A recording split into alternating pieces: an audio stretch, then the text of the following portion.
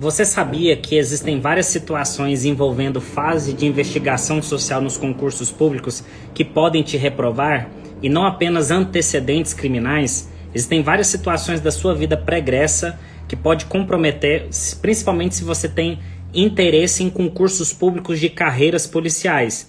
E nós vamos falar nessa live de hoje. Se você está assistindo pela reprise através do IGTV, deixe nos comentários dúvidas que você porventura tenha a respeito de fase de investigação social e também deixe nos comentários se você estuda para algum concurso de carreiras policiais, que são os principais concursos aí que envolve fase de investigação social, tá bom? Nós vamos ter também um convidado especial aqui, o professor Davi Dunk, que nós vamos abordar sobre esse tema aí de investigação social. Davi Dunk, seja bem-vindo, meu amigo. Como é que você tá? Ô, Aguinaldo, Tranquilo?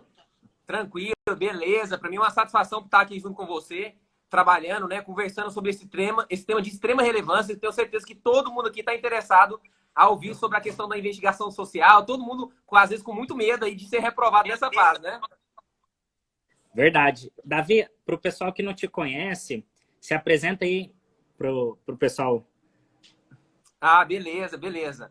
Então, pessoal, quem não me conhece, eu sou o professor Davi Dunk, sou professor de Direito Penal, processo penal aí para carreiras policiais, para concursos públicos, né? Atuo especificamente na área criminal. E hoje nós vamos conversar sobre a questão da área, não só da área penal, mas também de outras áreas envolvendo aí questões de concurso, reprovação, né? Eu tenho muitos alunos que são concurseiros, prestam para carreiras policiais, estudam muito, e eu tenho certeza que esses alunos não querem passar em todas as fases e chegar lá na investigação social e por causa, às vezes, de uma coisinha, não alcançar o seu sonho, né? Isso é muito triste. Então, com certeza, essa live vai aí trazer à luz a muitos assuntos importantes para você ficar ligado. Bacana. Inclusive, o próprio João aí eu já trouxe uma situação interessante sobre PAD, né? O servidor público que sofre um processo administrativo disciplinar. Será que isso pode comprometer nos concursos públicos? Como é que funciona? Então, nós vamos estar trabalhando sobre esse tema. Inclusive, pessoal, deixa aí nos comentários as suas dúvidas, seus questionamentos, que assim que possível nós vamos respondendo, tá bom? E principalmente você acompanha até o final da nossa live, a gente tem vários temas. Se você vai estar prestando algum dos concursos para Polícia Federal, Polícia Rodoviária Federal, Polícia Militar, Polícia Civil, são concursos aí que estão voltando a acontecer as provas, principalmente nesse momento aí que as provas foram suspensas, e agora no mês de maio já vários concursos aí praticamente todo final de semana tem algum concurso acontecendo. Final de semana passado aconteceu o concurso lá no estado de Tocantins, Polícia Militar de Tocantins. Agora, nesse final de semana, está acontecendo o concurso público acho que é a Polícia Militar do Paraná. Enfim, os concursos voltaram, né? Estavam represados e aí eles voltaram a acontecer. E muitos candidatos têm dúvidas a respeito do que pode reprovar na investigação social. Ano passado liberaram o auxílio emergencial. Teve muita gente que utilizou-se do auxílio emergencial mesmo sem cumprir os requisitos previstos na lei. E alguns candidatos, inclusive, do concurso da Polícia Rodoviária Federal, que teve a última turma do curso de formação ano passado, teve candidatos que foram eliminados ao fazer cruzamento de dados aí, que utilizaram do auxílio emergencial.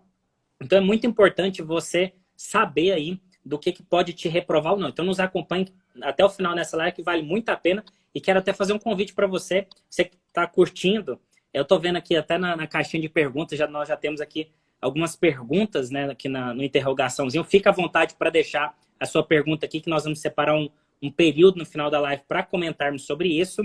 E se você também estiver assistindo pela reprise, pode deixar aí nos comentários as perguntas, tá bom? O pessoal está perguntando onde deixar as perguntas. Tem como se fosse um balãozinho com interrogação. Você pode clicar e deixar sua pergunta nesse balãozinho que nós vamos responder alguns questionamentos aí para vocês. Ó, até aquele perguntando sobre prisão por pensão alimentícia. Então, são muitos assuntos que nós temos para abordar aqui. E eu convidei aí o professor Davi Dunk, especialista em direito penal, uma das maiores autoridades em direito penal. Ele vai trazer algumas abordagens mais técnicas. E eu sou um advogado que atuo na área exclusiva de concursos públicos e de servidores públicos e vou trazer para vocês algumas temáticas sobre eliminações ilegais que acabam acontecendo nos concursos públicos. Existem muitas situações onde a própria banca examinadora ela toma uma decisão contrária a entendimentos que o STF já firmou, já teve até repercussão geral, e a banca examinadora, infelizmente, acaba eliminando candidatos injustamente nessa fase, e nós vamos estar comentando sobre isso. Antes da gente abordar sobre esse tema, pessoal, eu queria primeiro contextualizar você a respeito de investigação social, e depois eu passar para o Davi também, para ele estar explicando mais a fundo, né, essa questão mais do que é crime, o que não é crime, o ato infracional. Tem muita gente aí que, infelizmente, comete atitudes aí na adolescência, né, e acaba cometendo algumas questões. É até importante a gente saber o que pode comprometer ou não na sua vida pregressa ou como antecedente criminal. Pessoal, a fase de investigação social é o momento, é uma fase de um concurso público onde você normalmente preenche uma FIC, chama FIC, Ficha de Informações Confidenciais, ou FIP, Ficha de Informações Pessoais. É um questionário de várias páginas, vai perguntar sobre os lugares que você morou nos últimos tantos anos, vai fazer perguntas se você já teve passagem pela polícia, né? E aí depois eu até passar para o Davi Donk para poder explicar para a gente, né, o que significa passagem pela polícia. Será que essa pessoa, só dela ter sido chamada ali para ser testemunha de algo, se isso pode ser considerado passagem ou não? Então a gente vai trazer essa abordagem para vocês. Mas enfim, investigação social, pessoal, acontece principalmente nos concursos de carreiras policiais, é uma fase do concurso. É importante verificar se tem previsão legal para aquele concurso, para que haja essa fase de investigação social. E concursos, por exemplo, magistratura, Ministério Público, delegado de Polícia Civil, são concursos também mais rigorosos, tá bom? Que tem essa fase de investigação social. Para cargos administrativos, cargos burocráticos, que não envolve tanto a segurança pública, a questão da investigação social ela acaba acontecendo no momento onde a pessoa é nomeada para o cargo. Ela tem que entregar os documentos, ela tem que entregar certidões ali negativas de antecedentes criminais, da Justiça Federal, enfim, vai ter que entregar aquelas certidões, e pode acontecer, até mesmo para cargos administrativos, ali na hora de tomar posse do cargo, de haver uma negativa de posse por causa de alguns antecedentes. E aí, nesse contexto que a gente fala de investigação social, eu queria até perguntar para o Davi, como na perspectiva penal, né, criminalista, o que é considerado, Davi, nessa fase de investigação social, né, se é apenas considerado antecedentes criminais, o que seria considerado antecedentes criminais, como é que a gente pode interpretar a conduta humana nesse momento aí dessa fase de concurso público, e, enfim, o que você tem a dizer nessa parte de investigação da vida pregressa, né? O que a banca examinadora vai analisar, o que é crime, o que não é? Explique aí pra gente. Legal, Agnaldo. Olha só, pessoal, veja só. Primeira coisa, nós temos que diferenciar maus antecedentes dos antecedentes, né? Por quê? O que são antecedentes? Antecedentes é algo que aconteceu no passado, antecede, né? Ou seja, antecedentes diz respeito a tudo aquilo que consta na sua folha de antecedentes. Então, tudo aquilo que está descrito, prescrito na sua folha de antecedentes, diz respeito aos seus antecedentes criminais. Ótimo. Mas isso por si só não é nada. Nada. Por quê? Antecedentes qualquer um pode ter. Agora, maus antecedentes é outra história. Por quê? Os antecedentes diz respeito aos fatos pretéritos que, de alguma forma, constam na sua folha de antecedentes. Agora, maus antecedentes dizem respeito a condenações criminais com trânsito em julgado. Então, a pessoa ela pode ter vários antecedentes. A folha de antecedentes dela pode estar pesada. Mas isso não quer dizer que ela tenha maus antecedentes. Uma pessoa pode responder 500 processos, 100 investigações criminais, não importa. A folha de antecedentes dela está pesada.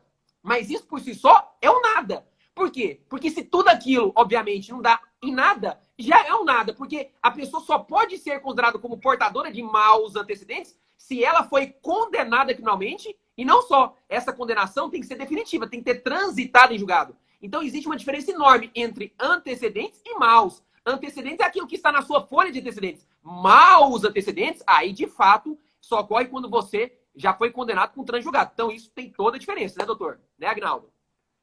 Isso aí, Davi. E é interessante essa perspectiva que ele traz, porque na fase de investigação social, não vai ser verificado apenas a questão dos antecedentes criminais, mas outros aspectos também da conduta da pessoa, porque a fase de investigação social, ela tem alguns concursos, eles denominam da seguinte forma: fase de investigação social e da vida pregressa da pessoa. Então, vai ser analisado fatos que aconteceram e que podem ali consubstanciar, né, que podem ali comprometer a idoneidade moral da pessoa. E aí, a gente entra num contexto até mesmo de subjetividade da banca examinadora. A banca examinadora, infelizmente, ela acaba tendo ali uma margem muito grande. Por exemplo, o que seria uma conduta que fere a moralidade? Né? O que seria uma conduta que fere a idoneidade da pessoa? Será que, por exemplo, ela tem um nome sujo, o nome inscrito em órgãos de proteção a crédito, ela tem um nome negativado. Será que ela pode, ali, por causa disso, ser eliminada, considerar que é uma pessoa, por exemplo, que é inidônea, é uma pessoa que tem a sua moral comprometida só porque ela tem um nome escrito no órgão de proteção ao crédito? Será que, por exemplo, aí a gente entra em algumas outras situações, por exemplo, inquérito policial, a gente entra em situações como processo criminal, né? O Davi é especialista em direito penal, então tem até conhecimentos aí sobre situações até que a pessoa sofre um BO simplesmente por uma questão, às vezes, de desgaste que teve, né? Às vezes acontece dentro de relacionamentos, essa questão de a mulher ficar com raiva do cara, aí faz um registro lá com outra pessoa e, de repente, a pessoa ela já está ali numa ação, num processo, num inquérito policial. Inclusive, Davi,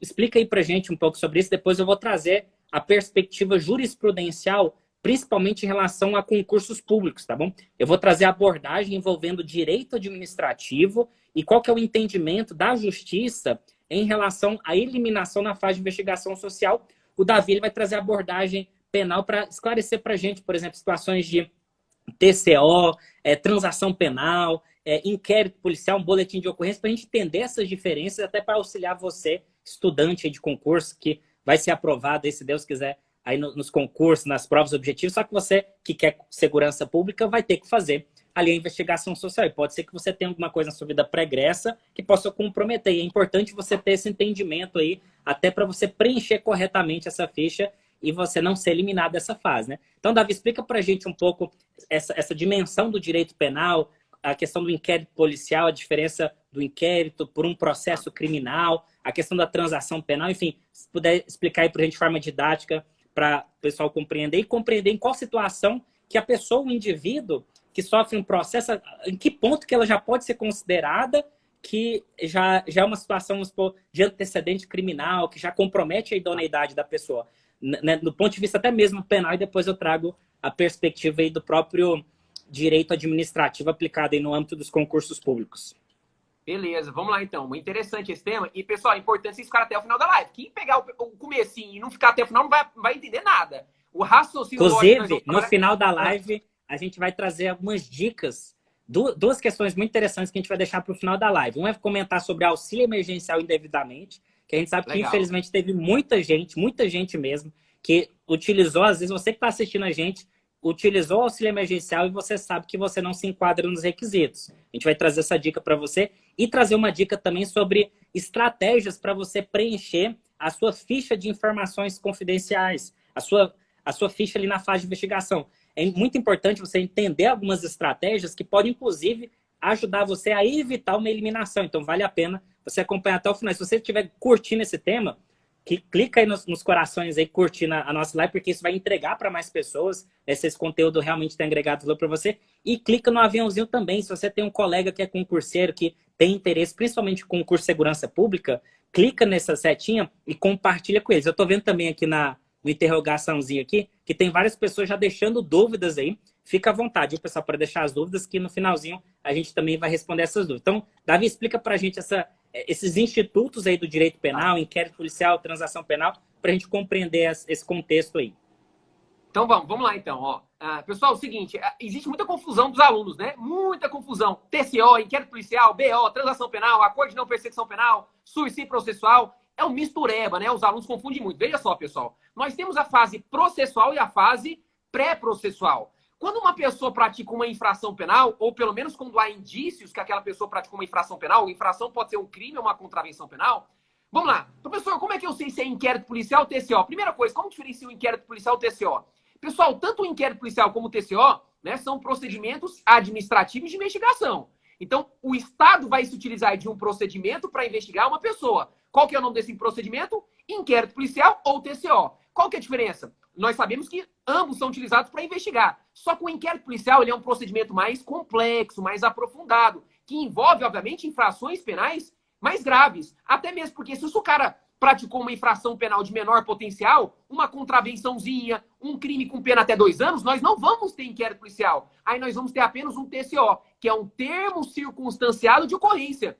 Apesar do nome, também é um procedimento de investigação. Até mesmo porque nesse termo circunstanciado de ocorrência, nós vamos ter a situação fática, vamos ouvir as testemunhas, vamos ouvir a vítima. Então, vamos coletar informações, obviamente, ali, probatórias. Então, o TCO também é uma forma de investigar, mas uma forma muito simples, rápida, objetiva. Mas o TCO é, sim, um procedimento de investigação, menos complexo, que envolve as infrações de menor potencial ofensivo. Beleza? Agora, quando envolve crimes mais graves, crimes que demandam, obviamente, um esforço maior do Estado para investigar, opa, aí nós não temos TCO, nós temos um inquérito policial, que é um procedimento que vai demorar mais complexo, mais aprofundado. Mas veja só, de qualquer forma, também é um procedimento investigatório, né? Ah, professor, mas e o BO? O BO, gente, o BO não é um procedimento de investigação, não. O BO é um boletim de ocorrência. O cara praticou um crime contra você, por exemplo. Você vai lá e faz o BO. O BO, nós vamos ter um boletim da ocorrência, dos fatos, das circunstâncias do caso, apenas para registrar aquele fato. Mas isso não quer dizer, obrigatoriamente, que exista uma investigação.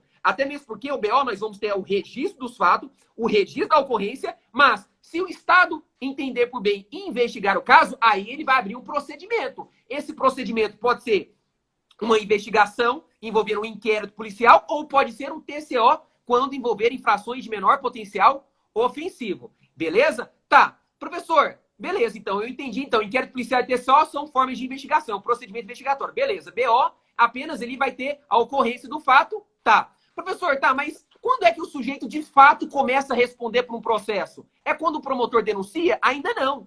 Porque às vezes o promotor denuncia o sujeito, o juiz não recebe a denúncia. Então só existe ação penal, só existe processo quando o juiz recebe a denúncia.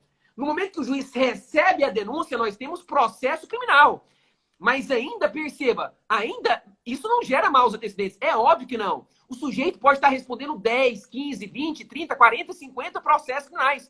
Isso, para fins penais, levando-se em consideração maus antecedentes, é o nada. O nada. Até mesmo porque nós temos que levar em conta, obviamente, o princípio constitucional da presunção da inocência. Essa pessoa ela só pode ser considerada culpada pela justiça se essa pessoa ela foi condenada definitivamente, ou seja, ela foi condenada criminalmente com transjulgado. Então, meu amigo, você pode ter 10 inquéritos policiais, 10 TCOs contra você, vários BOs contra você, vários processos criminais em andamento, inclusive várias condenações ainda que são passíveis de recurso. Isso, para fins criminais, é um nada. Nada, quando eu digo em relação a maus antecedentes.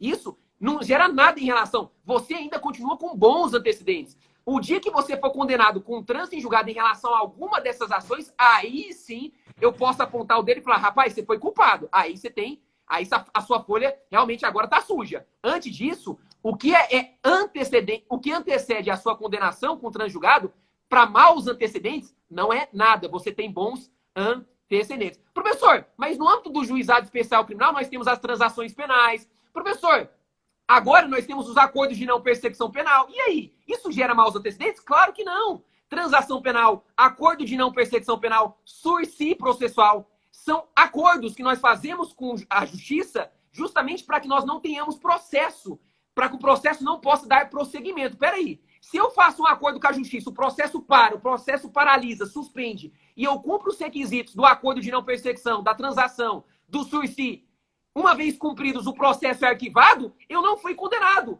Então, para fins penais, eu continuo com bons antecedentes. Continuo bom. Agora, a questão é, e para a fase de concurso, e para a fase de investigação social, hein, Agnaldo? Como é que a jurisprudência tem tratado esse assunto? Que para fins penais, transação, acordo de não persecução, TCO, inquérito policial, tudo isso para fins de maus antecedentes é um nada. Não é nada. Nada, nada, nada. Mas, e para a prática? Como que tem sido a jurisprudência nesse sentido? E aí? Muito top, Davi, a sua abordagem, principalmente trazendo a perspectiva para o direito penal, né? Principalmente no sentido assim, é considerado maus antecedentes, a pessoa que sofreu um BO, inclusive trazendo o contexto aqui, ó, o Vitor fez uma pergunta, ó, ele denunciou um parente por ameaça, a polícia fez o BO tirando fotos dos nossos documentos, pode me eliminar? Ele está, na verdade, perguntando se ele pode ser eliminado por denunciar uma outra pessoa. Olha só, ele está sendo autor, ele não está sofrendo ali uma consequência, né? Então, assim, é até interessante a gente até trazer algumas perspectivas, pessoal, da diferença entre o entendimento do Poder Judiciário e outra coisa é o entendimento da própria banca examinadora. Porque existem muitas situações, inclusive eu vi alguns colegas que estão aqui assistindo essa live comentando sobre uma repercussão geral do STF que diz que é ilegal eliminar um candidato que apenas responde um processo criminal que não houve uma sentença condenatória transitada em julgado, porque isso fere o princípio da presunção da inocência. Ora, nós temos uma decisão do STF de repercussão geral, onde os juízes eles aplicam ali nas demandas que envolvem os casos concretos, eles têm que aplicar a orientação do STF, porém, na prática, nós sabemos que as bancas examinadoras elas têm vários requisitos e várias situações que mesmo que a pessoa ela não seja considerada ali uma situação, por exemplo, de maus antecedentes, Davi comentou, se a pessoa tem 10 inquéritos policiais, 15 inquéritos policiais, para o âmbito criminal, não pode ser considerado antecedentes criminais, para fins penais. Porém, pessoal, quando você faz um concurso público de carreiras policiais, se você tem no seu histórico 5 inquéritos, 10 inquéritos, se você tem ali uma grande quantidade de processos, isso pode sim gerar uma eliminação sua no concurso. Isso pode eliminar uma concurso. Mesmo que seja, inclusive, só um. E mesmo que seja somente um BO, isso pode gerar eliminação.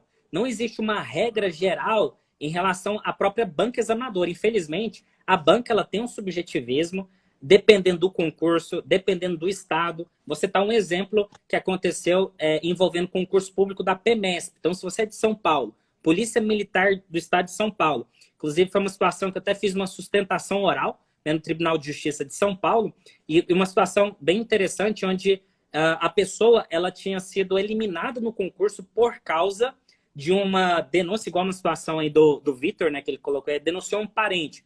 Na realidade, foi uma situação envolvendo até Maria da Penha, né? Depois é importante você explicar aí pra gente, Davi, as situações aí que envolvem Maria da Penha, onde o tribunal ele é bem rígido em relação às situações onde tem Maria da Penha. E o Tribunal de São Paulo entendeu, ainda que não houve um processo criminal, ainda que não houve uma condenação, o tribunal entendeu que a eliminação daquele candidato especificamente foi a eliminação correta. E aí cabe recurso para o STF, por quê? Porque a decisão foi contrária à jurisprudência do STF. Porque se não teve um processo demonstrando, inclusive, que o fato aconteceu. Porque um BO, qualquer um está sujeito a sofrer um boletim de ocorrência, qualquer um. Igual o Vitor falou, às vezes teve um parente, ele denunciou por ameaça. O fato da pessoa denunciar alguém, isso não pode comprometer você na investigação social. Porém, a outra pessoa que foi denunciada, ela pode sim sofrer uma eliminação no concurso público por parte da banca, só que esse tipo de eliminação, o judiciário entende que é ilegal. Porque se a pessoa sofre um boletim de ocorrência, sofre ali apenas uma situação que não gerou um processo, não ficou comprovado que houve um crime, não ficou comprovado que de fato a pessoa cometeu determinada atitude. Então, se a pessoa não foi condenada e ela sofreu apenas um único inquérito policial, não houve uma sentença penal ali, condenatória, a pessoa está amparada pelo princípio da presunção da inocência. E se ela está amparada pelo princípio da presunção da inocência, eliminar o candidato somente por causa disso é uma eliminação ilegal. Pessoal, isso é importante esclarecer, que é um entendimento jurisprudencial que se aplica nos tribunais depois que a pessoa é eliminada e a pessoa entra com uma demanda na justiça. Isso não é uma regra geral. É muito importante você que é candidato em concurso público, você fazer a leitura do seu edital e verificar lá no item que fala investigação social. Lá vai ter vários requisitos, várias situações onde demonstra ali situações onde a pessoa pode ser eliminada por tais motivos, tá bom? Então é importante você identificar o seu edital, porque não existe uma regra geral, vai depender muito ali da subjetividade. E Davi, aproveitando esse contexto aí que eu citei em relação a Maria da Penha, o que você tem a dizer sobre essa questão da Maria da Penha, né? Quais situações que é considerado que a pessoa entra ali na Maria da Penha? O que você tem a dizer de forma mais geral? Não precisa, às vezes, aprofundar na lei, mas só de forma mais panorâmica, né? Qual que é a diferença de, às vezes, uma atitude normal para uma situação que envolve aí Maria da Penha? Beleza, vamos lá, então. Pessoal, a Lei Maria da Penha, a Lei 11.340 de 2006, né? Declara sobre a violência doméstica familiar contra a mulher, né? Professor, como é que eu sei se é uma violência doméstica ou familiar contra a mulher? Veja só, a lei fala violência doméstica ou familiar contra a mulher diz respeito à Maria da Penha, ou seja, violências Violências que envolvem violência física, psicológica, sexual, emocional, violência corporal, enfim, qualquer tipo de violência que ataque a honra, a integridade física daquela mulher que não necessariamente precisa ter algum vínculo de sanguíneo ou algum vínculo.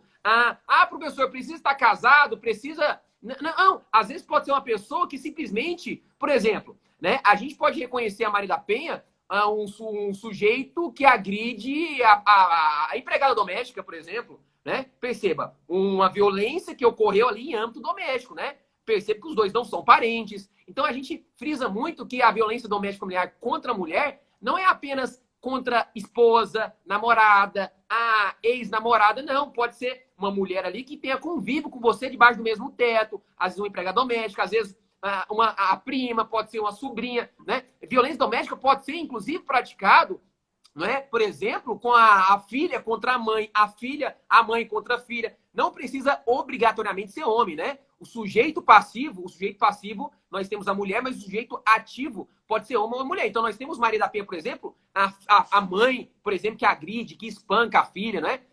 Então, perceba. Agora, se eu tô, por exemplo, professor, eu tô, sei lá, no meio da rua, eu bati o carro no carro de uma mulher e eu xinguei aquela coisa, vai se enquadrar Maria da Penha? Não, não tem nada a ver. Não tem nada de violência doméstica ou familiar, né? Então, situações que ocorrem, por exemplo, às vezes na faculdade, uma discussão, às vezes no trânsito, né? Situações do dia a dia, se não tiver realmente esse vínculo familiar ou doméstico, obviamente não vai entrar na Maria da Penha, né?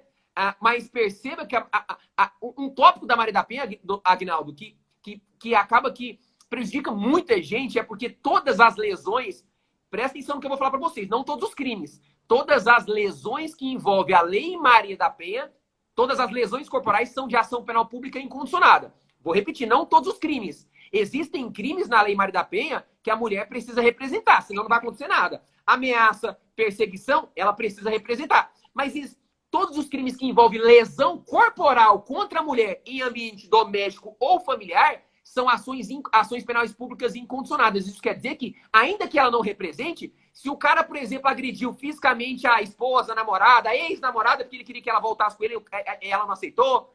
Nesse caso, ainda que ela não queira ir na delegacia, se o delegado ficar sabendo, o delegado de ofício pode instaurar um inquérito policial e o promotor pode denunciar sem ter sido provocado. E olha que interessante, ainda que ela não queria representar. Por quê? Porque toda lesão, se houve agressão física, já era. Ainda que ela não queira, o Estado, de ofício, deve investigar, deve denunciar, e aí a vida do sujeito, com certeza, envolvendo violência doméstica, vai ficar muito difícil ele reverter essa situação.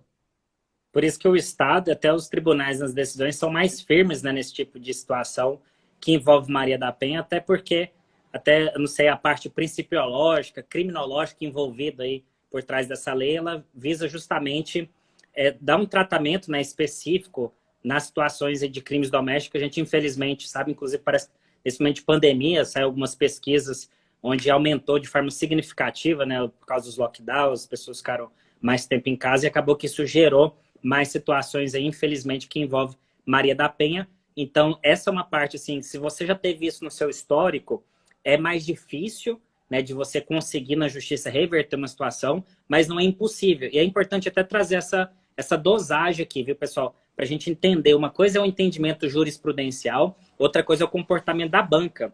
Muitas vezes tem situações, por exemplo, a gente abordou aqui com o Davi sobre a questão do boletim de ocorrência, a questão de um inquérito policial, que, em regra, se a pessoa sofreu apenas um inquérito policial, sofreu apenas um boletim de ocorrência, ela não pode ser eliminada ali do concurso somente porque ela sofreu uma situação, sendo que nem ficou comprovado aquilo, nem ficou demonstrando que realmente a pessoa cometeu algo que pudesse comprometer a idoneidade moral. Ela só foi vítima de uma situação, ou ela só foi réu, melhor dizendo, num caso nem sei se poderia denominar dessa forma, mas enfim, ela apenas sofreu uma... Suspeito, investigado, né? Um suspeito, indiciado, né, não sei, da situação, e não ficou comprovado uma culpa, uma condenação. Então, nesse sentido, se a própria administração pública, em um processo de concurso público, ela estaria até mesmo ferindo o devido processo legal. E aí, nesse ponto, Davi, eu queria até comentar um pouco sobre os princípios constitucionais do direito penal, que muitas vezes eles são feridos aí pela banca examinadora, né? A banca examinadora, ela fere princípios constitucionais ao eliminar candidatos.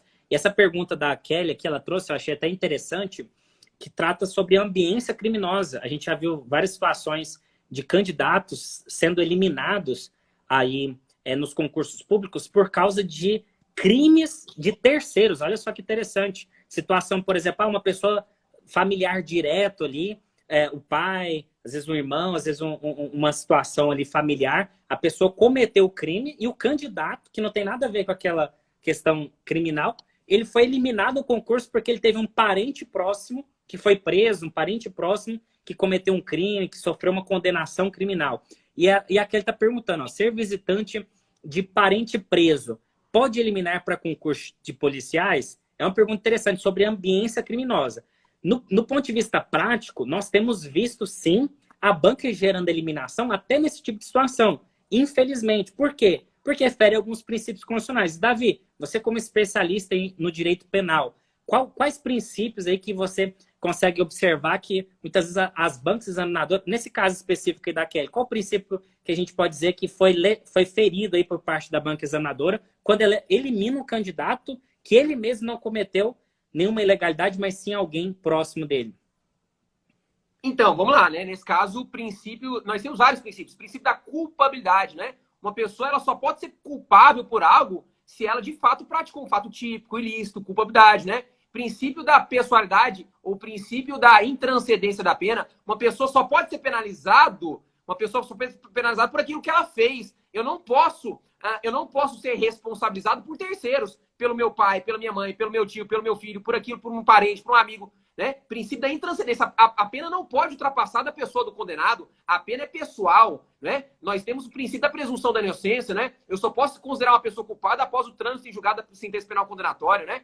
Nós temos o princípio da proporcionalidade. Vamos lá, pessoal. Veja só. Presta atenção. Lá no artigo 64 do Código Penal fala que o réu reincidente, ele pode voltar a ser primário? Pode. Depois de quantos anos? 5 aninhos. Então o cara cumpriu a pena. O cara é reincidente. Depois de 5 anos, não fez mais nada. Pode voltar a ser primário? Pode. Então, peraí. Em razão do princípio constitucional da proporcionalidade, eu não posso considerar a pessoa a vida inteira como réu reincidente simplesmente porque ela praticou um crime lá atrás e depois ela parou. Ela não se enveredou mais pelo caminho criminoso. Então, veja só.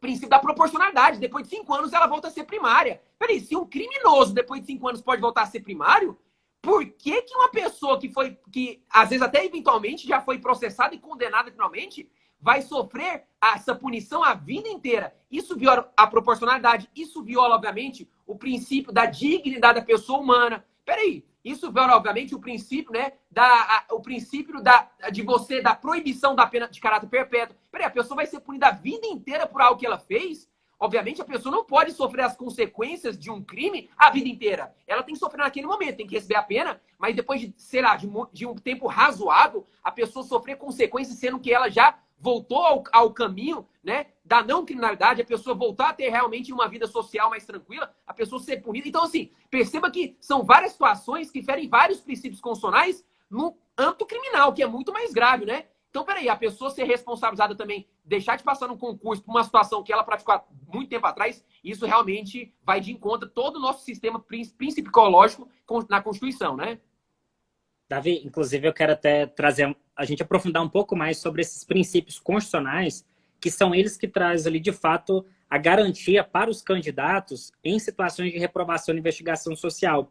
Porque do ponto de vista administrativo, a banca examinadora, sem a gente levar em consideração a esfera judicial, ou sem levar em consideração a respeito da legalidade da reprovação, as bancas examinadoras, elas têm vários subjetivismos, várias questões ali que gera reprovação. Então, infelizmente, gera ali uma insegurança jurídica muito grande para os candidatos. Porém, nós temos sempre que pensar nos princípios constitucionais, porque a Constituição, que é a base, ela que deve nos nortear na nossa conduta ao interpretar se a conduta da banca foi legal ou ilegal e também as decisões dos tribunais. Tem duas perguntas aqui, Davi, até para para você esclarecer para o pessoal em relação à parte do processo criminal. Essa pergunta aqui do Adrirlan, ele fala o seguinte, ó, processo criminal arquivado, pode eliminar? Aí eu quero que você até traz para a gente uma diferenciação, porque a gente teve uma outra pergunta aqui. Inclusive, pessoal, tô tentando abrir aqui a parte de perguntas. E teve uma outra pergunta aqui, Davi, que eu achei interessante. que essa outra aqui é um pouco mais extensa, do George aqui. Olha só a pergunta dele. Vou ver se aparece aí para você. Eu não estou conseguindo aparecer, ó, não foi possível compartilhar a resposta. Mas eu vou ler a pergunta. Essa, né? Não tem que fechar essa pergunta para mandar outra, não? Ah, pronto. Aí, agora deu certo. Qual o entendimento do STJ para aqueles candidatos que foram inaptos na investigação social por processo criminal prescrito, prescrito com extinção da punibilidade? Então, qual que seria a diferença, por exemplo, de um processo criminal arquivado por um processo criminal prescrito com extinção da punibilidade? Até para a gente entender a diferença nessa situação, a pessoa já foi condenada, só para entender do ponto de vista penal, e depois eu trago a perspectiva jurídica para o direito administrativo e também trazendo esse viés aí do princípio da vedação da pena perpétua. Eu vou trazer duas situações bem interessantes de duas pessoas que sofreram uma condenação e que conseguiram ali na justiça. Uma delas não conseguiu demonstrar que foi ilegal e outra pessoa conseguiu demonstrar. E aí eu vou explicar para você qual foi o entendimento do STJ nessa situação. Mas eu queria que você explicasse, Davi, sobre essa questão do processo criminal arquivado, né?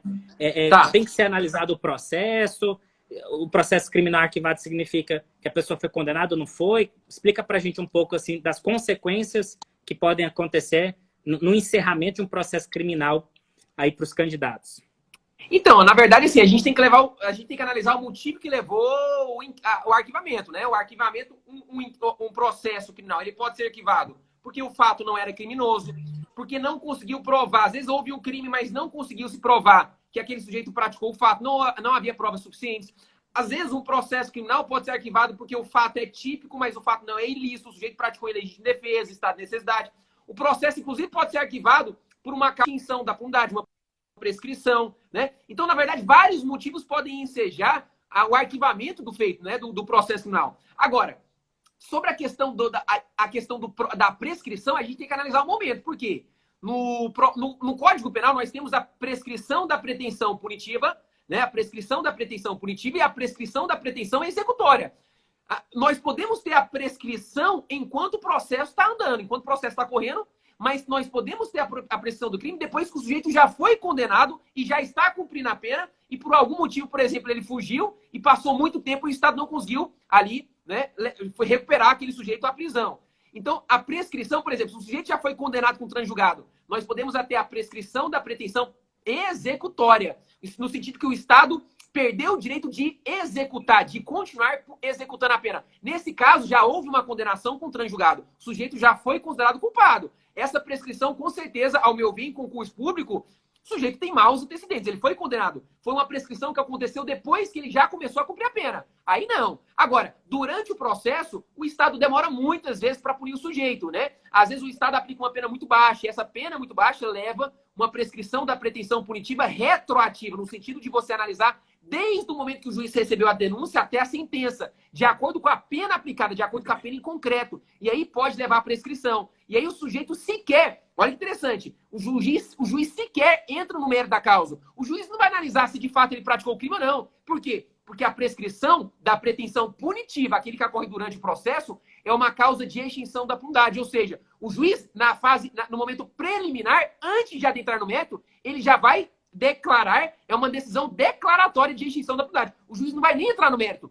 Então, quando nós temos essa prescrição durante o processo, você, em tese, não sabe se de fato ele praticou o crime ou não, porque ele não foi nem condenado e nem absolvido. Na verdade, na parte do mérito, o juiz não julgou. O juiz apenas declarou que o Estado foi moroso, demorou demais e está extinta a punidade pela prescrição. E aí? Mas não teve julgamento de mérito. Então, não se sabe se de fato ele praticou o crime ou não. Mas como ele não foi condenado, princípio, né, da presunção da inocência. Ele é inocente, até que se prova o contrário, né?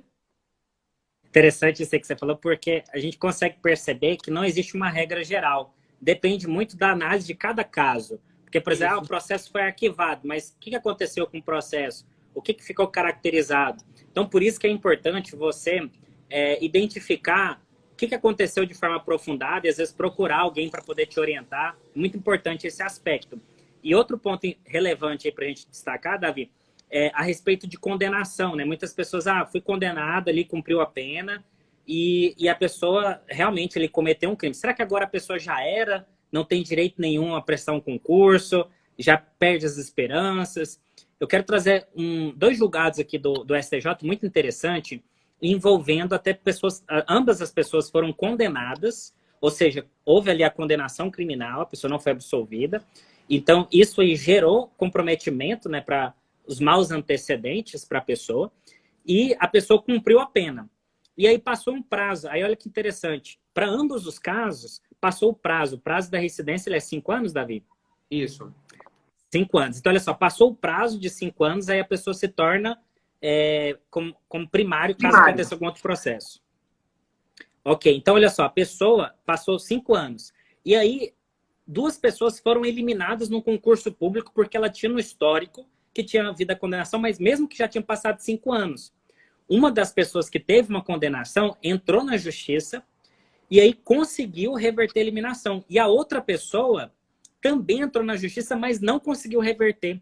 E aí os 2 processos chegou no STJ, e aí o STJ analisou cada caso. Num dos casos, era um crime, obviamente todo crime tem alguma repercussão, mas tem alguns crimes, por exemplo, crimes dolosos contra a vida, que existe até uma reprovação social maior, né, a questão da penalização, das consequências. E o STJ analisou a situação. Um outro caso, eu não me recordo se era alguma questão ligada à questão de drogas, e aí a pessoa houve uma condenação, e uma outra pessoa já tinha cometido um crime específico aí, voltado a crimes contra a vida, então gerou uma repercussão. E mesmo que já tinha ambas as pessoas, há muito tempo, elas tinham cometido aquele crime, já tinham passado 5 anos, salvo engano, um caso já tinha passado 8 ou 10 anos e o outro já tinha passado 15 anos, só que no caso de um crime específico contra a vida, o STJ entendeu que por mais que já havia passado o prazo, o candidato que, por exemplo, que cometeu aquele tipo de atitude, ele pode ingressar em cargos burocráticos, mas não poderia ingressar em cargos envolvendo segurança pública, porque isso aí, no histórico da moralidade da pessoa, a instituição castrense, né, que eles denominam ali a Polícia Militar, não seria incompatível com os exercícios da atividade policial. Já outra pessoa, como já tinha passado um lapso temporal, teve o entendimento de que a eliminação foi legal, porque o lapso temporal foi muito grande. Então, olha só, tanto que é interessante. 2 situações onde houve condenação, que um candidato conseguiu o direito dele continuar no concurso e outro não. Porque cada situação tem que ser analisada. Não tem uma regra geral e você tem o mesmo órgão aí, o Superior Tribunal de Justiça, o STJ, com decisões aparentemente de mesmas situações similares, mas decisões diferentes. Porque eles analisaram o histórico daquela pessoa e identificou que havia um crime mais... não sei se eu poderia denominar ali menor potencial ofensivo, né, e um crime de mais periculosidade. E aí o judiciário fez essa apreciação. É um crime de elevado potencial ofensivo, né? De menor potencial ofensivo. Isso. Ele praticou, às vezes, um crime de menor e o outro praticou um crime de elevado potencial, né? Isso. E aí teve tratamento distinto aí na hora que fez a análise concreta. Por isso que é importante você identificar o seguinte, que existem os princípios constitucionais e cada caso tem as suas particularidades, né? Não tem como a gente trazer uma repercussão, alguma situação mais geral. Davi, rapidamente. Sim. Então, para o concurseiro, para aqueles que vão prestar concursos públicos aí, carreiras policiais, né, que já responderam TCO, um BO, um inquérito policial, ou até já foram processados criminalmente, às vezes até condenados, né? Vamos pegar o pior, até condenação. É importante você saber, então, que é possível reverter essa situação, né, Agnaldo? Sim, é interessante a gente até fazer essa dosagem, pessoal. Essa dosagem, se você pretende estudar para concurso de carreiras policiais. O primeiro ponto que você tem que entender é o seguinte, que se você quer concurso de carreiras policiais, você vai atuar numa atividade ostensiva, numa atividade ali que vai envolver muitas vezes você está armado, você está numa atividade que envolve periculosidade, e aquela situação, ela vai exigir da pessoa, os órgãos públicos, as instituições, elas vão exigir que a pessoa tenha uma vida pregressa idônea, que tenha uma vida pregressa de uma boa moralidade, porque se a pessoa já teve, um exemplo, a pessoa teve 10 inquéritos policiais ali, mesmo que não gerou nada, mas a pessoa que teve 10 inquéritos policiais, será que É uma pessoa que é de fácil trato, ali no dia a dia, no contexto? Será que não é uma pessoa, às vezes, muito estourada, que, por exemplo, a pessoa estando armada, um policial estando armado, ele está numa situação, se ele não tem um equilíbrio psicológico, ele pode gerar um dano ao próprio Estado. Então, a fase de investigação social, ela é uma fase onde o próprio Estado, onde a própria administração pública, ela utiliza da fase de investigação social para poder selecionar candidatos que, de certa forma, vai gerar menor risco. Por isso que você tem várias fases. Tem a fase de investigação social, você tem a fase do psicotécnico, você tem o próprio curso de formação, onde ele também vai ser avaliado, né? Onde ele vai ser submetido ali aos testes, os treinamentos. Então, durante todo esse período, a pessoa ela vai também ser avaliada. Então, a fase de investigação social, ela é importante para a administração pública para poder selecionar esses candidatos. Então, o que acontece? Se você já tem alguns problemas na sua vida pregressa, alguns históricos, para concurso de carreiras policiais, você pode prestar os concursos? Pode. Só que você corre o risco de ser eliminado na fase de investigação social. E se você for eliminado na fase de investigação social, você tem chance, a depender da situação, de reverter isso através da justiça. Porque cada caso tem que ser analisado. A gente tem várias perguntas aqui, até a caixinha que travou, que eu estou tentando tirar essa pergunta aqui. Até a caixinha aqui de pergunta travou, né? São várias perguntas aqui que os candidatos estão trazendo sobre investigação social. Então, pessoal, toma muito cuidado com esse ponto, tá bom? Então, é possível que você seja eliminado, porém, na justiça, a depender da situação, o judiciário reverte. Vou até citar uma situação de boletim de ocorrência, né, que aconteceu, onde, por exemplo, uma pessoa, ela fez um concurso da Polícia Militar e ela tinha 3 BO, Davi, ela tinha 3 boletins de ocorrência, né, no histórico dela. Inclusive, um dos BOs era de fraude de concurso. Uma dessas pessoas, ela tinha no BO fraude de concurso, estava fazendo concurso, né? Opa, só que o BO não chegou a gerar ali a questão, eu não sei, da parte técnica ali do direito criminal, né? A questão da denúncia para gerar um processo. Então, ficou só no BO. A pessoa sofreu só um BO. Então, não ficou, de fato, comprovado que a pessoa tinha cometido alguma fraude. Apesar de no BO ter ali tido alguma informação no sentido de fraude, não gerou um processo e a pessoa não foi condenada. E aí, só que a pessoa foi eliminada. Foi de um concurso público para Corpo de Bombeiros. E aí, que é dentro da área de segurança pública, ela foi eliminada na fase de investigação social, entrou com uma ação judicial e conseguiu demonstrar que, conforme o entendimento do STF, de repercussão geral, que apenas constar um inquérito policial no seu histórico não geraria ali a eliminação, feriria o princípio da presunção da inocência, e a pessoa ser eliminada somente por causa disso seria uma eliminação ilegal. E aí essa pessoa conseguiu uma decisão definitiva, reformou a eliminação, ela voltou para as demais etapas do concurso e conseguiu prosseguir a ir para as demais etapas. Então é uma questão interessante. Só que tem outros candidatos, por exemplo, no estado de São Paulo, já teve situações, eu até citei agora um pouco mais cedo, né, de boletim de ocorrência envolvendo Maria da Penha, onde o Tribunal de Justiça de São Paulo foi firme e rígido nesse sentido. Então, cada estado, cada banca examinadora, cada tribunal de justiça tem entendimentos distintos, então não existe uma regra geral. Se você tem um problema no seu histórico, qual que é a nossa recomendação? Carreiras policiais, você corre o risco, sim, de você ser eliminado. Então, se você tem já algum problema histórico, o ideal seria você ir para concursos mais de carreiras burocráticas, que são menos exigentes na fase de investigação social. E se você tem algum problema, mas quer ser policial, né? O pessoal às vezes tem algum problema, mas no meu sonho é ser policial militar, e às vezes tem um problema no histórico, faça o concurso de forma consciente assim, do risco que você tem de ser eliminado, mas faz uma pesquisa jurisprudencial, porque você pode fazer uma gestão do seu risco. Você pode, por exemplo, fazer o concurso e saber que tem jurisprudência, tem decisões favoráveis para você em situações similares, que caso a banca te elimine, aquela eliminação ela pode sim ser ilegal. Não significa necessariamente que uma eliminação da banca ela seja uma eliminação correta. Ah, a banca está certa, né? Existem situações onde a banca ela pode sim cometer ilegalidades. Deixa eu ver uma outra pergunta aqui, Davi. Queria que você esclarecesse sobre o Sursis. Fala, Davi. Essas ilegalidades das bancas é muito comum, é muito frequente, né? Muito frequente. Vamos lá, então, vamos lá. Uma pergunta aí, ó. Sursis e extinção da punibilidade.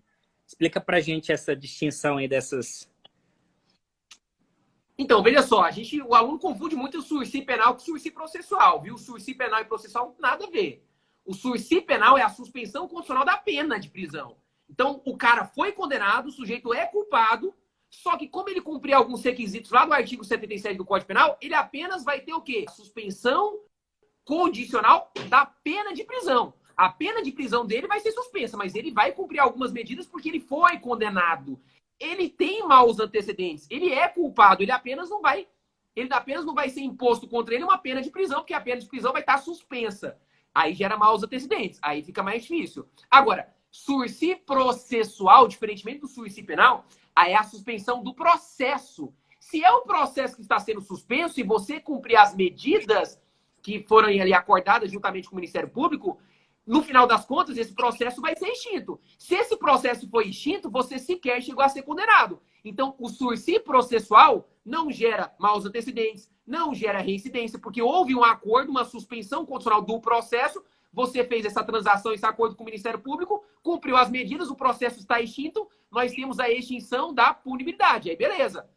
Você é primário de bons antecedentes, tudo ok. Agora, o sursi penal, você foi condenado a uma pena de prisão, só que a sua pena de prisão está suspensa, mas você foi condenado. Aí, meu amigo, você tem maus antecedentes, aí o jogo muda, entendeu? Então, o sursi penal gera maus antecedentes. O sursi processual suspende o processo. Então, você não foi condenado se você cumpriu as medidas. E isso, obviamente, para fins penais, você continua com bons antecedentes. Agora, e para fins práticos? Porque, vamos lá, no sursi processual, o Ministério Público denunciou você, só que nós suspendemos o processo. O processo começou a correr e ele já é suspenso. Mas existe um processo criminal contra você que está suspenso. Mas já existe um processo criminal contra você. E aí, o processo criminal pode prejudicar? E aí, o Aguinaldo sabe muito bem disso na prática, né? Então, essa questão do processo criminal, é importante analisar cada situação, né, principalmente o fato envolvido.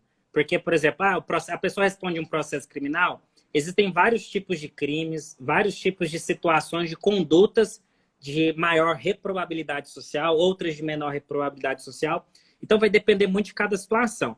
Para fins da banca examinadora, você tem que analisar o que consta no seu edital. Se lá no seu edital, por exemplo, alguns editais consta várias situações, como, por exemplo, a pessoa usou drogas, já como condição para comprometer a idoneidade. Inclusive, já até trazendo uma outra pergunta aqui, de uma pessoa que eu achei interessante. É você, não tive nenhum problema na justiça, não aconteceu nada comigo, e agora, né? Aqui, ó, esse aqui, ó. Achei interessante, ó. Sem nenhum problema com a justiça, que pode me reprovar além desse tipo de problema, né? O que pode reprovar? Porque às vezes as pessoas, não tive nenhum problema criminal, né? Às vezes você está assistindo essa live aqui, você não teve nenhum problema de inquérito nem nada, será que você pode ser reprovado? Depende muito de cada situação. Nos editais, por exemplo, tem situações que envolvem questão de utilização de drogas, prática habitual de jogo proibido para gerar eliminação, declaração falsa. Olha só que interessante. Já teve situações, concurso público de bombeiros militares do Distrito Federal. O candidato, ele foi eliminado no concurso público porque ele não colocou o CNPJ de uma empresa. Sabia, Davi? Teve um caso que a pessoa foi reprovada porque na ficha de informações confidenciais ela omitiu o CNPJ da empresa e lá tinha pedido a pessoa para falar sobre o histórico e ela foi eliminada por causa disso. Então, assim, é muito importante você tomar cuidado na hora de você preencher as informações, né? O auxílio emergencial, concurso público da Polícia Rodoviária Federal, acho que 2018, que teve a última convocação para o curso de formação. No ano passado, olha só, 2020, o candidato, ali por volta de agosto, setembro, novembro, ele estava tendo o curso de formação da Polícia Rodoviária Federal, e o candidato ele foi eliminado do concurso por causa de utilizar o auxílio emergencial indevidamente. Inclusive, vou entrar nesse tema aqui para a gente fechar, Davi. Agora que eu estou vendo aqui, já deu 10 horas da noite aqui, né? Nós estamos aqui na live. Então, olha só, a pergunta do Gleison aí. Se nenhum problema com a justiça, que pode reprovar além desse problema? Omissão, pessoal, na ficha de informações confidenciais, outras informações que têm acontecido muito, a questão da utilização do auxílio emergencial indevidamente. Eu quero até comentar com você, Davi, sobre esse tópico aí, para a gente já partir aqui para a nossa finalização. Inclusive, pessoal, quero pedir uma gentileza até para que essa live aqui, se você gostou, está gostando dessa temática, clica aqui nos corações aqui abaixo. Se você ainda tem dúvidas, coloca aqui nessa interrogação. que eu quero ver se a gente faz um desfecho aqui, Davi, respondendo bem rápido aqui algumas perguntas aí do pessoal. E aí, se você gostou também dessa live, pessoal, clica nesse aviãozinho aí para passar para outra pessoa. E aí a gente aborda sobre a questão do auxílio emergencial. E eu quero até aproveitar, Davi, para a gente fazer um print aqui. Pior que essa pergunta aqui está aparecendo em cima do seu rosto e eu não estou conseguindo tirar ela daqui da tela. Hã? Não, beleza, vamos lá. Agora tirou. Aí, agora sim. Agora eu vou desativar os comentários. Vamos tirar uma selfie aí. Tamo junto. Bacana. Até a aprovação, pessoal. Não desiste, não. Você vai passar. Não desiste, não. Então, é isso aí, Davi. Então, fala pra gente sobre auxílio emergencial. Muita gente perguntando aí. E aí, Davi, esse pessoal que... E teve muita gente, saiu na notícia, muita gente que não estava nos requisitos e usou auxílio emergencial. E na questão de concurso público, a gente já acompanhou situações aí, já viu casos onde a pessoa ela foi reprovada por causa de auxílio emergencial e a pessoa estava já no curso de formação. É até importante alertar você, candidato, que a investigação social não é somente o momento que você preenche a ficha. Durante todo o concurso, você é investigado, inclusive, depois que você toma posse do cargo. É muito importante você levar isso em consideração, porque tem situações, Davi, por exemplo, concurso da Polícia Militar, que a pessoa está lá no curso de formação, ela já está ali no cargo, foi nomeada, tal, ela está fazendo os treinamentos, e aí acontece casos, principalmente serviços de inteligência e da polícia, onde eles organizam para os próprios servidores mesmo da área, eles vão até a casa da pessoa, faz entrevistas, conversa com o dossiê do histórico da pessoa. Então, assim, às vezes o pessoal acha que é brincadeira a questão de investigação social. Tem que tomar bastante cuidado, né? Se você principalmente tem um histórico, não tenta enganar. Não tenta enganar ali através do preenchimento da ficha. Eu já tive situações que eu fiquei sabendo de pessoas que foram expulsas da corporação. Depois que a pessoa é policial militar, já estava no cargo há mais de 1 ano e meio, e a pessoa foi expulsa da corporação porque ela omitiu um inquérito policial. Ou seja, ela deixou de falar lá que ela tinha no histórico dela um inquérito policial, e aí ela não informou, ela omitiu a informação, e por causa da omissão, ela foi eliminada. Olha só, se ela tivesse falado a verdade, mesmo que ela fosse eliminada ali, na justiça ela conseguiria reverter, uma alta chance de reverter. A gente não pode falar 100%, mas teria uma alta chance de reverter.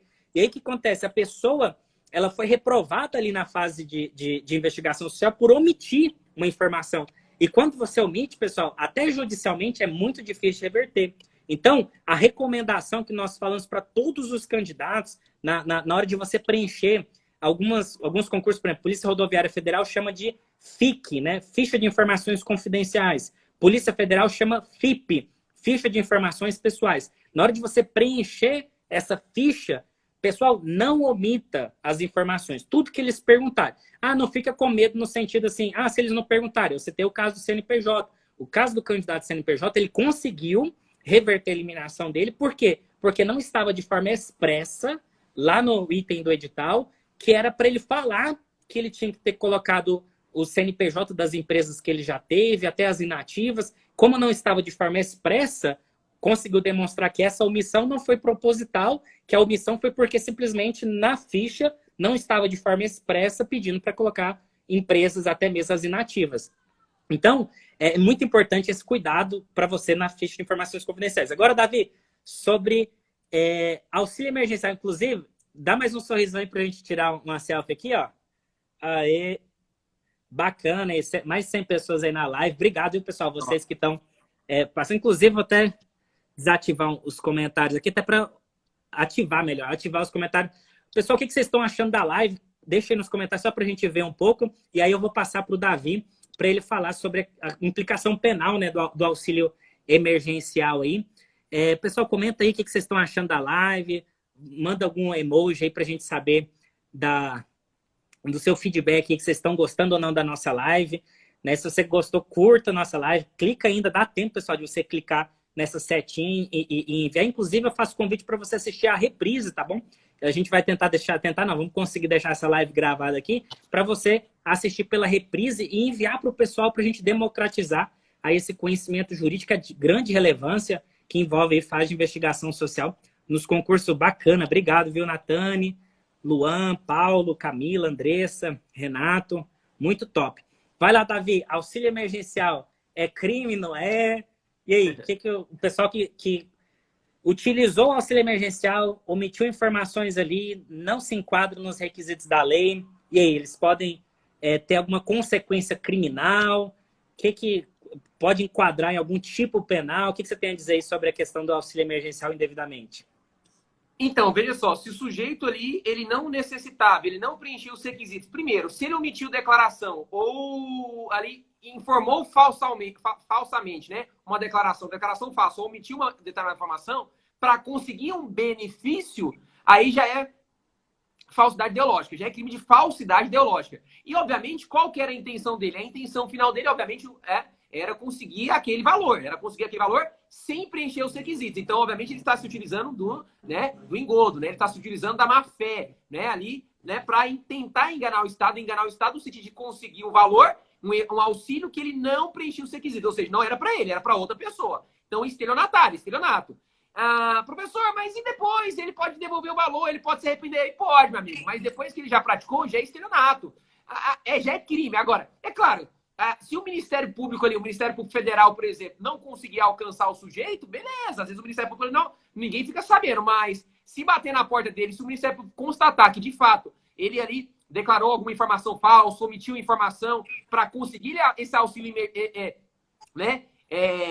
emergencial sem estar ali dentro dos requisitos, muito provavelmente o promotor vai denunciá-lo, sim, pelo estelionato, né? Falsidade ideológica, que isso com certeza vai te prejudicar no seu concurso. Claro, se tiver uma denúncia contra você, um processo criminal, pode ser que às vezes não fique sabendo. Aí vai depender da situação, né?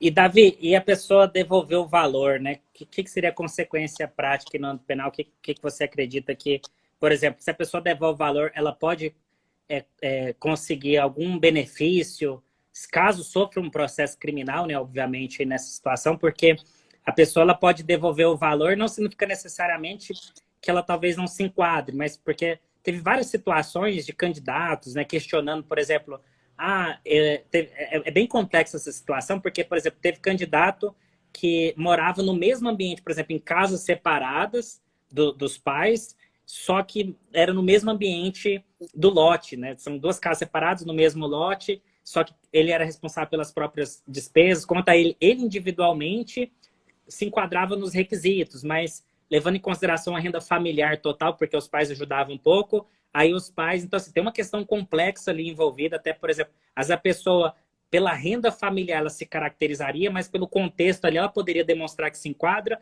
mas é por uma questão de boa-fé. A pessoa vai decidir devolver. Eu vou trazer o aspecto do direito administrativo, e aí depois... depois que você falar, mas eu queria entender a perspectiva penal. A pessoa devolvendo, isso pode trazer algum benefício, alguma questão ali nessa situação? O que você tem a dizer sobre isso? Então, lá no artigo 16 do Código Penal fala que os crimes praticados sem violência ou grave ameaça à pessoa, né?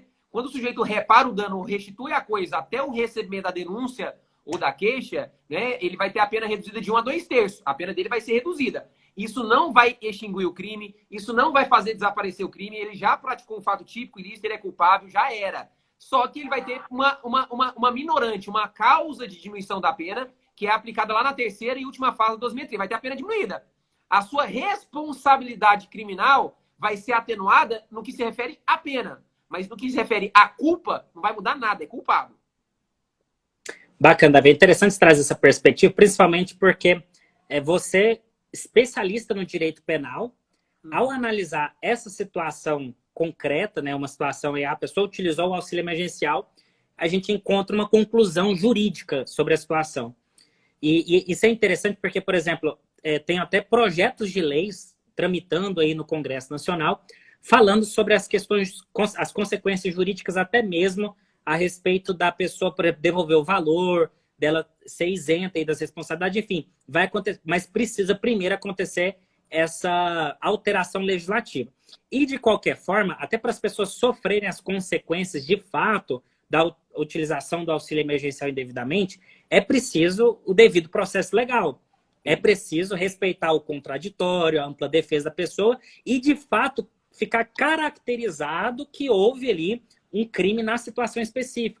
Então, pessoal, quando a gente faz uma análise geral, sem levar em consideração o caso concreto, o auxílio emergencial é que você, indevidamente, ele tem implicações criminais? Pode ter implicações criminais. Ele pode gerar implicações criminais, porém, cada processo tem que ser analisado em cada situação. Não é possível a gente criar uma regra geral e dizer, em todas as hipóteses vai acontecer isso. Até porque a pessoa ela vai ter o direito de se defender, ela pode ter argumentos jurídicos ali para demonstrar que ela se enquadra naqueles benefícios. Inclusive, pessoal, é interessante abordar aqui com vocês, porque tem situações onde o candidato, até mesmo um recurso administrativo, ele consegue reverter, trazendo as argumentações muito bem fundamentadas, demonstrando a situação em si e trazendo a justificativa, a pessoa consegue reverter. Se você está estudando para o concurso, por exemplo, da Polícia Rodoviária Federal, tem uma questão interessante, Davi. O pessoal, no início desse ano, eles fizeram uma coletiva de imprensa. Depois, quem tiver interesse, você digita no próprio YouTube, coletiva de imprensa, concurso público PRF, Polícia Rodoviária Federal 2021. Nesse concurso da PRF 2021, os próprios responsáveis aí pela gestão da Polícia Rodoviária Federal, eles até falaram para os candidatos essa parte do auxílio emergencial, que se eles fizessem a devolução, que estivesse demonstrando ali a boa-fé, isso não poderia implicar para fins de concurso público. É importante ressaltar isso. Para fins de concurso público, se a pessoa, por exemplo, utilizou o auxílio emergencial e ela faz a devolução, ela consegue demonstrar que houve uma boa-fé. A gente ainda não sabe as consequências, principalmente o posicionamento do Ministério Público Federal, enfim, a gente não sabe ainda o posicionamento, porque o auxílio emergencial está acontecendo agora, né? A utilização dele. Então, a gente ainda não tem, no âmbito jurídico, as consequências, a gente ainda não tem sentido na prática. A gente já viu, inclusive, foi divulgado muito isso no âmbito dos cursinhos, o pessoal que faz concurso de segurança pública ficou sabendo, ano passado, vários candidatos que estavam no curso de formação da PRF, eles estavam no curso de formação da Polícia Rodoviária Federal, ou seja, eles já estavam recebendo uma bolsa, já estavam recebendo um valor, e eles fizeram um cruzamento de dados, pegou a lista dos candidatos todos, aí estava na... O que a PRF fez? Os departamentos de inteligência, eles coletaram a lista das pessoas que pegaram o auxílio emergencial e pegou a lista de quem estava matriculado no curso de formação. E só cruzou os dados, entendeu? Eles fizeram isso. E teve situações também onde o próprio candidato, ele fez divergência. Por exemplo, colocou uma renda familiar lá na ficha de investigação social, uma renda familiar com valor bem alto, e a pessoa estava ali na lista de pessoas que utilizaram do auxílio emergencial.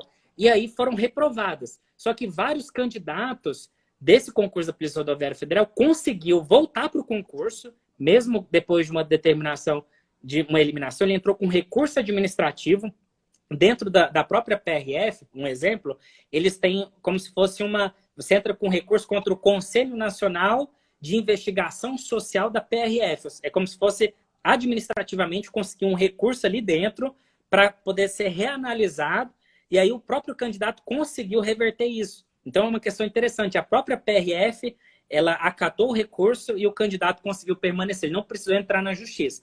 Então, pessoal, como essa questão do auxílio emergencial é algo novo, é algo que ainda a gente não tem ali, tantos processos criminais envolvendo investigação social. Por enquanto, o que foi divulgado, inclusive pela imprensa, inclusive nos canais de comunicação, foi que auxílio emergencial pode gerar eliminação na fase de investigação social, só que já teve casos dos candidatos voltarem.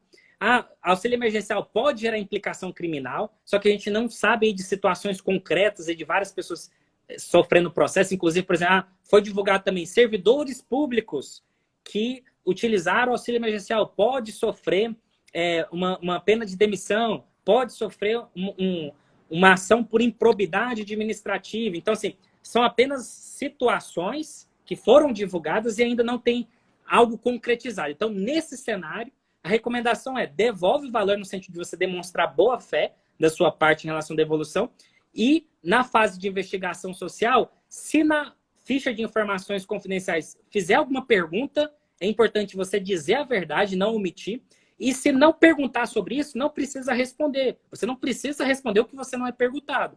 Então é importante você ser objetivo na abordagem ali da ficha de informações confidenciais. Davi, a gente passou demais aqui. Em relação a tudo, não só em relação ao auxílio, em relação a qualquer situação. Isso, em relação a tudo. Não omita informações. A nossa recomendação principal na fase de investigação social é não omita, porque é muito melhor você ser eliminado por você falar a verdade, porque o judiciário você tem grande chance de reverter, do que você omitir. Porque se você omite, aí nem com o judiciário você vai conseguir. Eu não posso nem dizer 100% que nem com o judiciário, mas assim, você reduz drasticamente a chance de você conseguir reverter através de uma ação judicial se você omite, porque aí o próprio judiciário não vai ter nem amparo jurídico. Por exemplo, se você responder um inquérito, está respondendo um processo criminal, você já tem amparo jurídico, o próprio judiciário também tem amparo jurídico no sentido de dizer o seguinte, olha, ainda que ele está respondendo um inquérito policial, não houve uma condenação, então ele está assegurado pelo princípio da presunção da inocência. Logo, a eliminação dele seria ilegal. O judiciário vai ter argumentação jurídica. Agora, se o candidato omite, ele tem ali processos no histórico dele, ele não coloca isso na ficha e a ficha pergunta quantos processos você já teve, quantas situações você já teve, e não é informado, nem o próprio judiciário vai ter, porque existe um item no edital que fala se omitir informações será eliminado o concurso. Então, o judiciário não vai ter nem amparo jurídico ou legal para poder conceder alguma decisão aí favorável para a pessoa. Davi, passamos demais aqui do horário, o pessoal do direito vai até brigar com a gente aqui. Mas é isso aí, meu amigo.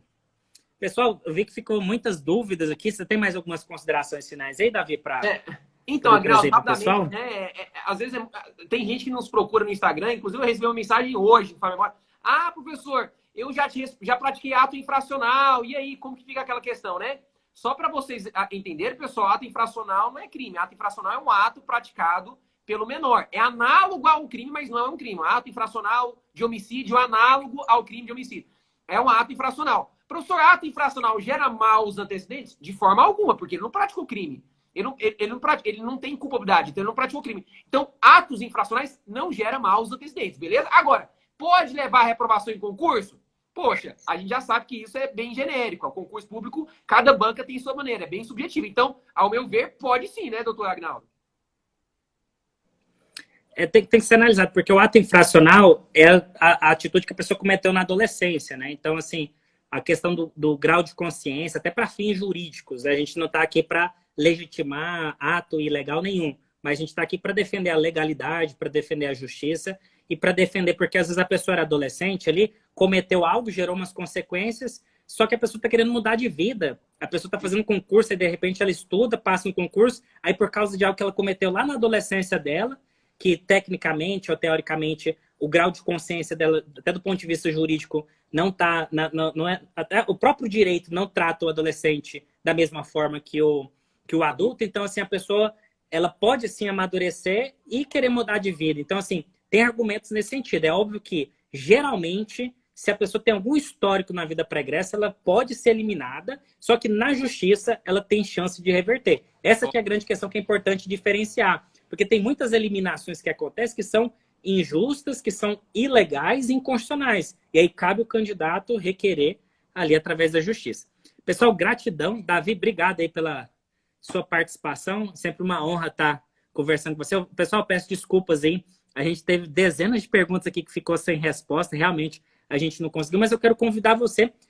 Siga o Davi Dunk, né? Penal.aulas. Acompanhe ele, pode perguntar por ele também. E podem também seguir o meu perfil que está aqui embaixo, ó, ag.bastos. Você pode seguir o meu perfil também e enviar perguntas por lá, tá bom? Inclusive, eu acho que eu tenho até uma caixinha de perguntas já aberta lá que você pode divulgar e a gente pode responder nos stories. Eu até fiz o print aqui, Davi, dezenas de perguntas aí de investigação social e vamos ver se a gente marca uma outra live aí com o pessoal do Amo Direito aqui para democratizar esse tipo de conhecimento. Foi muito top. Muito obrigado, viu?